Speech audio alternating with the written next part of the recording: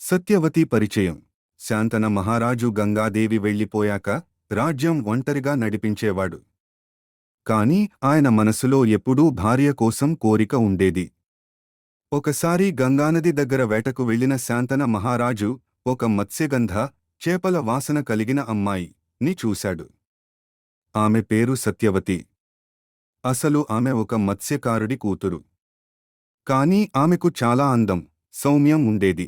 శాంతన మహారాజు సత్యవతిని వివాహం చేసుకోవాలని కోరాడు. సత్యవతి తండ్రి షరతు. సత్యవతి తండ్రి ఇలా అన్నాడు: రాజా, నువ్వు మా అమ్మాయిని పెళ్లి చేసుకోవాలంటే ఆమె పుట్టించే సంతానం మాత్రమే హస్తినాపురం సింహాసనం ఎక్కాలి.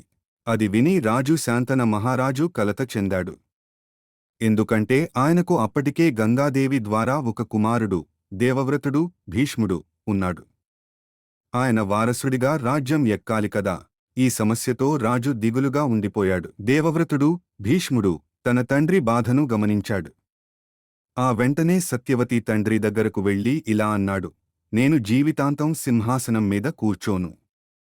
సత్యవతి కుమారులే రాజులు అవుతారు. కాని సత్యవతి తండ్రి ఇంకా అనుమానంగా అడిగాడు: అది సరే, కాని నీకు పుట్టే పిల్లలు సింహాసనం మీదకి వస్తే? దీనికి దేవవ్రతుడు మరింత గొప్ప ప్రమాణం చేశాడు. అతడు చెప్పాడు: నేను ఎప్పటికీ వివాహం చేసుకోను. జీవితాంతం బ్రహ్మచారిగా ఉంటాను. ఈ ప్రమాణం వినగానే ఆకాశం నుండి పుష్పవర్షం కురిసింది. దేవతలు ఆయనను భీష్ముడు, భీషణమైన ప్రతిజ్ఞ చేసినవాడు అని పేరు పెట్టారు. తర్వాతి పరిణామం ఈ విధంగా: సత్యవతి శాంతనుడిని వివాహం చేసుకుంది. తరువాత ఆమెకు 2 కుమారులు పుట్టారు. చిత్రాంగదుడు 2. విచిత్రవీర్యుడు. ఇక కథ ఇక్కడి నుంచి మరో ముఖ్యమైన మలుపు తిరుగుతుంది. ఈ సన్నివేశం నీతి, మోరల్. నిజమైన ప్రేమ అంటే త్యాగం. భీష్ముడు చూపించిన త్యాగం వల్లనే ఆయన మహాభారతంలో ఒక మహానుభావుడిగా నిలిచాడు. మహాభారతంలోని సన్నివేశాలను సులభంగా అర్థమయ్యేలాగా ఎపిసోడ్స్గా చేయడం జరుగుతుంది.